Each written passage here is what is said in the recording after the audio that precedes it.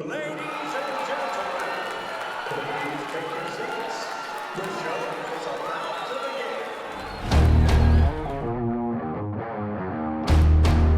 begin. Hey guys, welcome back to another episode of the Kinda Opinionated Podcast. Today we interview Mr. Peter Riggs. He's running for State Senate District 3, right? That's right. How are you doing today, Mr. Riggs? I'm doing pretty good. How are you doing? Uh, you know, pretty okay. I mean, I don't get out very much anymore. Uh, well, that's good to hear. If it's okay with you, I'll be asking you some questions which I think people care about in the community. If Absolutely. that's okay with you. Okay, Yeah. awesome. But if you don't mind, do you mind if I ask you a question first, actually? No, go ahead. What you're getting a start in this political probing game pretty young. What got you started doing this? Well, basically, I watched. So I was watching a YouTube video, and an ad for a candidate for sheriff came up, and I skipped it, and then I saw 17 more of those ads, and then I was like, "Why don't I just interview this guy?" And then I got into the sheriff's race. Turns out it's a little bit more, and so, then I just went in and I just have been doing a whole bunch of politicians and a whole bunch of people who are making a positive and just making an impact in our community in any way. Well, that's great. I just wanted to say I think what you're doing is great, and I think you can be a valuable lesson for other people that are interested in getting involved but don't necessarily know how. I mean, what you're doing is it's smart and it's brave, and I definitely applaud you for it. Thank you. Thank you. So let's get started. Okay. So the first question is, what makes you stand out in this particular race and why are you running? Well, I'm running for the state senate in District 3 because I believe that the experience that I can bring to the table is something that's really needed in our state house today. I'm conservative, a good listener, and a proven problem solver, and I'm engaged in the community because largely because I grew up here. My only agenda is to serve the hardworking citizens of District 3 and really try to be a good, thoughtful, and dedicated conservative representative for them in the Idaho legislature. Um, it can get tough in the primary elections uh, to show a lot of things that distinguish one candidate from another when they're running in the same party. They've got a lot of the same agendas and beliefs, but I think what it comes down to is, instilled with lifelong conservative Republican values, I really want to work to ensure the strongest possible future for Idaho. And Mhm. I have a track record of working with other Idahoans to build businesses and provide local jobs that have made our community stronger. And I want to continue to work with elected officials and citizens to move toward a smaller, less intrusive, and more efficient government by supporting good public policy that benefits our citizens. I mean, Nice. yeah, generally we can all say that, as a conservative we believe in certain things, but it always is good to remind the listeners and the people who are considering to vote that I am a true conservative and I'll defend and expand the freedoms we fought for, like the miracle of life and our second amendment, but I'll also fight for new and better solutions for education, growth, property taxes, healthcare, and all the other critical issues that are facing Idaho. And because the reality is, oftentimes, some of the most pressing and urgent challenges that we're facing as a community are last in line to be addressed during the legislative session. And so I just want to work with others to focus on bringing attention to those issues because the future of Idaho depends on it. Yeah. Yeah.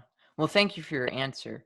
Um, Can you explain to me, this is just a question I had. Can you explain to me more on what your ideas are for the healthcare system here in Idaho? Well, yeah. So obviously, we've seen some of the gaps that have presented themselves during this crisis that we've been experiencing, from Mhm. concerns about preparation to also concerns that we maybe don't have enough of this type of equipment or that. And so I think it's really helped to shed a light on some of the things that we can do better for the healthcare system as a whole. But it's also, we have a lot of pre-existing issues that I think are really things that we can move away from if we're willing to talk with all of the healthcare providers in the state and start working towards a better, more efficient system. For example, when somebody's going in for some type of surgery, maybe they've had an accident, maybe it's a scheduled surgery to repair something that they've hurt on themselves. A lot of times they don't know what they're going to end up paying, whether it's through complications with insurance or just not knowing what the individual pricing is going to be for certain services offered by the healthcare providers. I think Yeah. it's important to, in such a complex system, to make sure that the healthcare system is leading as far as transparency goes, making sure that people understand what it's going to be like. Because when somebody has to subject themselves to a hospital stay, a surgery, anything like that, it's a scary enough process as it is. And when you add to that the financial uncertainty that goes along with it, it can be a pretty daunting thing for our citizens. And we can start making better corrections to that to make sure that people understand what they're facing before they have to go in and actually experience it. Yeah, yeah. Well, thank you for your answer. Um, just for me, can you explain to me how political districts work? Well, I'll do my best. Um, Political districts. What's really important to remember is that the job that I'm running for is to be a representative of the people, to be the person that is speaking on their behalf, voicing their concerns, and working towards legislation that is in their best interest. And so, the best way to do that is to break up our population into districts, whether it's a national congressional district or whether it's local legislative districts like we have, like Legislative District 3 that I'm running for. And so Yeah, it's all population based, and it's designed to make sure that candidates and elected officials can communicate directly with the most people that they'll actually be representing, because the needs of the growth that we're experiencing on the Rathdrum Prairie, for example, aren't necessarily the same. I mean, there are a lot of communities in other parts of Idaho that are shrinking, and so the needs of those constituents vary from place to place. And so it's important to have direct contact with your elected officials to be able to have that back and forth in order to make sure that they're representing you and your beliefs for that area well. And so that's why every 10 years they go through the redistricting to make sure that the people of Idaho are being accurately represented as best they can by the limited number of people that get sent to the legislature. And so it's a tremendous responsibility, but it's also one that's important to keep in mind. It's not just boundaries just for the sake of boundaries. It's really about being able to hone in on that individual constituent representation. yeah. Well, thank you for explaining that to me. So I read on your website that you support varied school choices, such as a magnet school, private schools, arts and humanities schools, and public schools. Are there candidates who are opposing having variety of schools to pick from? And how do you hope you can help change our quality of education to be better here in Idaho, generally or specifically in Cooney County? Sure. I don't think that they're opposing a diversity in schools, but there is a lot more of discussion as far as the quality of education and how to best fund it. And I think that when we start the conversation as it regards education, when we start um, there, then we're already, in my opinion, starting off on the wrong foot. We need to first understand what makes a quality education, because the constitution in Idaho says that the legislature will establish a system of free schools. And because the our republican form of government, depending mainly on the intelligence of our people, Mm, it's the duty of the legislature to establish and maintain a general, uniform, and thorough system of public free common schools. But what that really, the essence of what that's trying to say is it's important that we make sure that our citizens, our younger citizens, as they're growing up, we are educating them and instilling them with a quality education that's going to allow them to be good stewards of our state as they go forward. And there's no more important goal than having a high quality educational system for Idaho's children. And giving them the tools and preparation they need today will help equip them for greater successes later in life, Yeah. which includes on-time graduation from high school and pursuing some sort of post-secondary education, including professional technical training, community college, university, anything that prepares them for the workforce later in life. And built into that system, we need to have transparency and accountability of the institutions, the teachers, the administrators, and also the students. Knowing that the traditional public school system isn't ideal for every child, knowing that not everybody learns the same way, um, I support the varied choice opportunities from public charter schools, STEM schools, magnet schools, private schools, and also homeschooling. I want to promote all the different options that will allow our children and our communities to have the best possible future. I mean, for me personally, I'm honored to be a product of the Idaho public education system, from K through 12, and then undergraduate and my MBA from the University of Idaho. But the quality of the education that we provide to our children directly correlates to the future that we want to see in our state. And so before we talk about whether we're spending too little money or too much money or how that should go, we need to talk about whether or not we believe we're doing a quality job of educating and preparing our students for those next steps in life. And because quality doesn't necessarily mean throwing more money at it. Mm. What it means is making sure that we are establishing metrics and determining what really is the most successful outcome for those students. And then we need to find where in our school system we're hitting those and where we're missing them. And if we can work on figuring out how that system is going to look, a lot of times you can do really great things with less money than you thought it was going to take. Hmm. But the overarching goal needs to first be, are we giving these kids a quality education or not? And then we need to support it with the funds necessary. But like I said, I mean, you can see a lot of non-traditional schools that are doing less with more. Mm. I'm sorry, doing more with More. less, from a financial standpoint. And we need to start replicating some of those things that are really effective in educating students that actually don't cost a lot of money. Could you give me an example of that?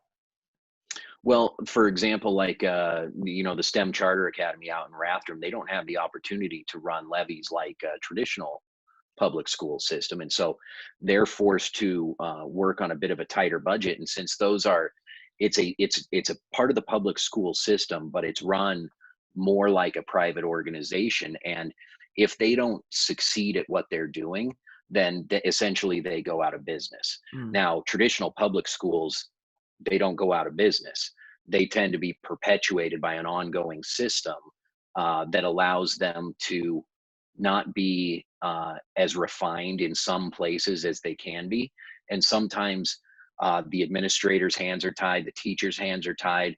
And even if everybody wants to see the same efforts going forward for the quality education for the students, there may be certain hurdles that are in the way. And so it's important that we all take a step back and say, okay, can we just agree on the first thing, which is the most important thing we can do is provide a quality education for these students. If we can agree on that, then I think we can start making some real headway into making the changes necessary to ensure that we've got the kind of education system that we dream of. Yeah, for sure. Thank you for your answer, and let's move on. So, if you were to win this election, besides the things we've already discussed, what would you try to implement in our communities Well, or in your district? yeah, absolutely. And I look at, there's my district, which is the people who can actually vote for me. But really, we're a community. All of us in Kootenai County, we're experiencing a lot of the same things. And some people work in one district and live in a different district. And so the needs and things, the choices that we make, they have impacts across the district lines. So it's important that as Idaho experiences the unprecedented growth that we're seeing, we need to work together and give our future plans a level of thoughtful consideration that'll be the foundation of our state for years to come. With an increasing number of residents of all ages, state and local government needs to provide basic services, including public safety, quality school choices, and well maintained roads. But we need to make sure that we're meeting our financial needs in a way that isn't harming our community through runaway property taxes or saddling future generations with huge amounts of debt. Mm. Um, to more specifically answer your question, I will always be fighting for uh, our constitutional rights and against government bureaucracy and overreach. I think the control of how we do some of these things in our local area is of the utmost importance. And so I'll support legislation that's favorable to Idaho's economy without placing unnecessary regulations on Idaho businesses and people. Fair property taxes and a better road and highway system for us to get to work, get to school, and get back home safely. Yeah. I'll support legislation that strengthens and delivers a quality and accountable education system with choices for all of Idaho's children so that they can graduate from high school and be prepared for what comes next. Mm. When policy comes before the legislature for deliberation and voting, I will first rely on my foundation of conservative values, knowledge, and experience. But you also have to be very open minded. You got to remember there are 34 other state senators and 70 representatives that if you can't have a dialogue with them and explain and justify your approach to these things, Mm. oftentimes you're just a loud voice that isn't necessarily helping make any progress in the state. Being And helpful. so yeah, exactly. So working also with the constituents, like I said, that these are the represent. You're supposed to represent the will of these people, and so to make sure that you are listening to them and having a dialogue with them and helping understand what their concerns are, and also helping them understand the choices and votes that you make when you're down in the state house is absolutely critical. I mean, Idahoans are a strong and capable people, and it's important that we preserve our ability to forge our own paths based on the freedoms granted to us by God and the U.S. Constitution. Mm. And so that would be my approach to how I would actually handle those things. Well, thank you for your answer. And this kind of leads me into another one. I asked Mr. Barron this, and when you brought up government overreach, I think this fits in with a lot of people who are protesting the government's, not the government's, but our governor's stay at home orders. Which in some areas it's not really mandated, but there have been protests. Do you feel like this is a responsible way to go about this? I mean, people could get sick. I mean, what's your opinion? Yeah, I think when all of this was surfacing a couple of months ago, there was a lot of unknowns, and I think that both President Trump and Governor Little, as well as many other governors, were doing their best to err on the side of caution by saying let's really kind of pull back until we can really figure out the transmission times, the how dangerous this virus actually is, all of the things that we need to know. But as we've learned more about it, I think it's also the government needs to be proactive in releasing control and personal responsibility back to the people. We in Idaho, for example, we have no mandatory mask regulations. If you want to go to the grocery store and you don't want to wear a mask, you don't have to. I see a lot of people out every day that are choosing to wear a mask, Mm. even if they're walking by themselves just down the sidewalk, not anywhere near another human being. They're wearing a mask, and that's their choice. And that's one of the things that makes not only Idaho great, but this country great is Mhm. we we have forged ourselves on the concept of personal responsibility and making the choices that feel right to us. And so while it's important to take a certain measure of precaution for the community as a whole, Mhm. we also need to very quickly move back out into letting the people get back to their lives, getting the businesses back opened up, not strangling the economy, and allowing people to make the choices that work for them. And many people will say, I still don't feel safe, so I'm still going to continue to stay inside. Mm. I'm going to have food delivered, contactless delivery. They're just going to leave it on the front porch. I'm not even going to see another human. That's their choice. But other people should be allowed to start cautiously moving back into the world and start, because here's what it comes down to. I really believe that we are, as Idahoans, we are strong and brave people, Mm. but we also care very deeply about our community and our community members. And so having the opportunity to say, I'm going to take a bit of personal responsibility and start to get myself back out into life, I think is something that Idahoans should be allowed to do.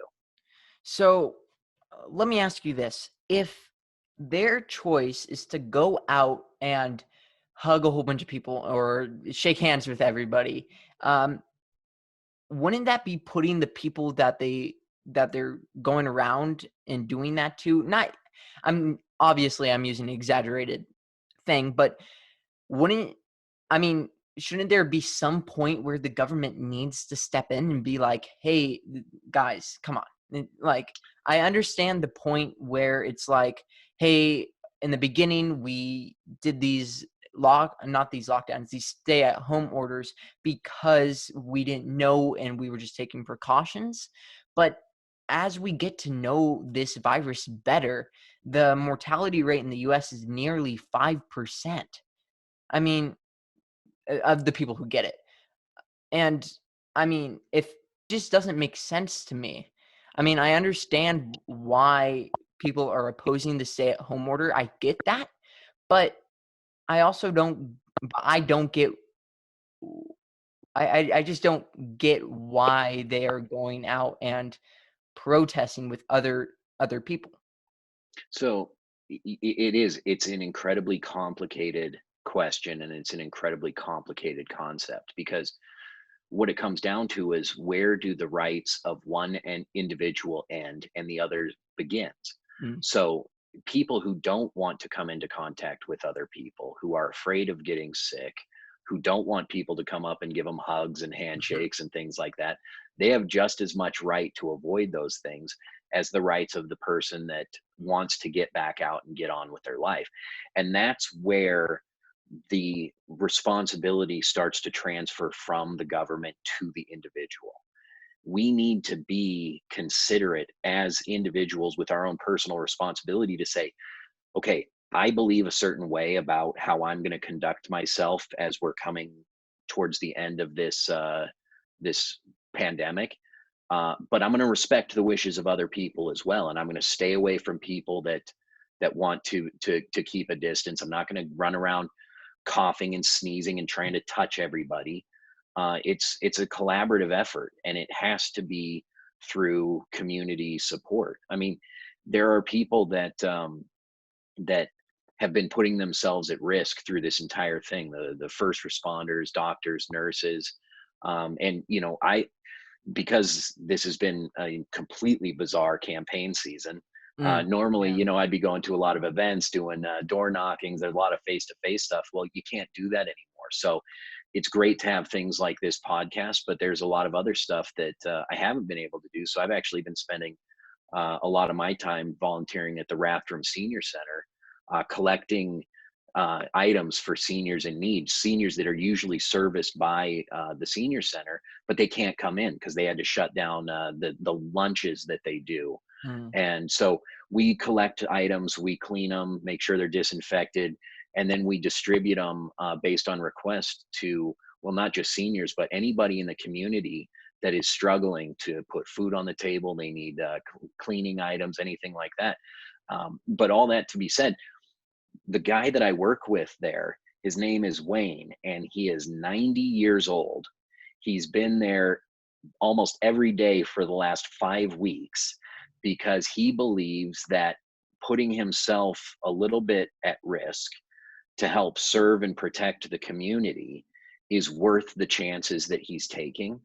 And I don't believe that if we loosen some of these restrictions that we will have mean-spirited people running around with the intent of trying to, stir up trouble, get into other people's personal space and things like that. I believe we'd see more people getting out and helping the community, helping the economy, helping their neighbors in need.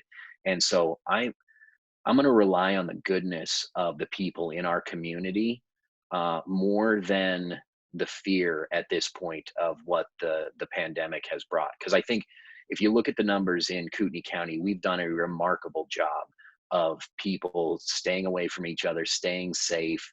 The transmission rate here in Kootenai County has been incredibly low. And I think we've reached a point where we need to start letting the citizens make their own choices. And I completely respect anybody's disagreement with that. They say, no, it's too dangerous. I don't think we should do it. But I've been out there a lot, just helping people, meeting with people that really want to help. And I think there's a lot of that to be had if people felt that they were free to go out and do that. Okay. Well, thank you for your opinion. And on to the next question, I guess. Um, why do you want to win, and what would it mean to you if you won this race? Well, primarily I want to win because I care so deeply about this area. Um, I was born and raised here, and I've got two sons here that I'm raising here as well. My wife's from here, and we've seen a lot of the changes that have gone on in this community. A lot of times you hear, unfortunately, a lot of folks talking about we need to stop changes because we're afraid we're going to turn into this state or that state. Mm. And the reality is we're in a constant state of evolution. I mean, back when I was a kid, the main focus of our economy was timber and mining, and tourism was just a small piece of that. And as we've transitioned into a much more diverse economic base, we see that there's still a lot of great things about this area. That's why people continue to want to move here. So it's not about preventing change, it's about being proactive in the change that happens. And so I want to help I want to help our citizens guide that change, guide that growth, make sure that it's not happening just without any control of the folks that are living here and are affected by it. So the small business owners in the area, the people that have families, the people that have been here for decades, their whole life. Some people have been living in the same house for the last 60, 70 years, and they see a lot of change. And there are certainly things that can be concerning about that. But if we take the proactive steps to guide that change, then we can make sure that any change that happens is change that we as a community want to see, and we can unite against any change that we don't want to see.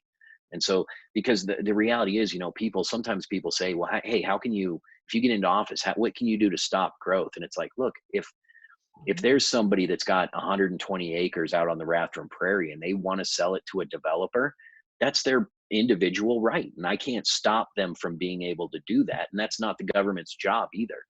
But what we should be able to do is continue to work as a community, the citizens working together to say, here is what we believe is in our best interest. Here are the type of new citizens that we want to attract. Here are the young citizens that we want to educate so that they can stay here, have good paying jobs here, build families here, and become a strong supporting part of our community. And so Mm. I think that we need to be bold about the future that we want to see here, and that only happens if you step up and participate in shaping the process. Yeah, yeah. Um, and I totally agree. And thank you for your opinion. Um, I don't know if you got to this, but what would it mean to you if you won this race? It would mean a lot to me because when I was talking about my boys, a lot of people ask me, they say, I can't believe you do it. I mean, good for you, good for running. I mean, it's a tough thing, and I can't imagine possibly doing it. But I say, I've got the right motivation. And if I know that I can step up and make positive change for our state, if I can help make sure that we stay on the right track and we're doing things that are in the best interest of our citizens, then if I don't do that, I honestly I couldn't look myself in the mirror. So that's what it would mean to me to win this seat.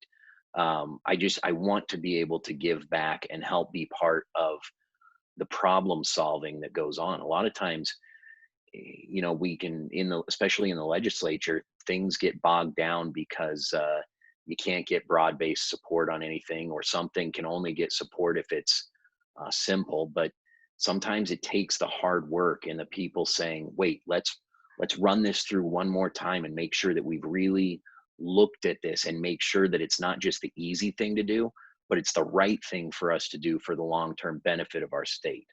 And Mm. that's, I mean, that part is so important to me, and that's really really why I want to do this. Thank you. Thank you for your answer. On to the next question. From my knowledge, you say you don't want red flag laws, right? Correct. For those who do not know what a red flag law is, it is a law that permits police or family members to petition a state court to order temporary removal from a person who may be dangerous to others or themselves. Why is this law an issue, and why should we care? And why are so many people here scared of it? Because I just can't see it happening here because how conservative the people we elect are. Yeah. And it's the reason it's a big concern is more about the violation of general freedoms ensured by the Constitution than it is specifically about red flag laws and guns in particular. What it really comes down to is one of the cornerstones of our justice system is innocent until proven guilty. And so the very concept of saying we are going to penalize someone before they've committed a crime is something that is an erosion of our rights and freedoms as individuals that is disconcerting, to say the least. And that's why it's something that needs to be protected against, because it's an evolution from, it starts with things like violence and guns, things that are very polarizing issues, but it sets a precedent for the ability to use that kind of justification for other things. And so it's Mm. important. A lot of this goes back to the concept of individual responsibility and saying, even though we believe somebody may be a risk for some type of action, we can't penalize them without them actually having done something that deserves punishment.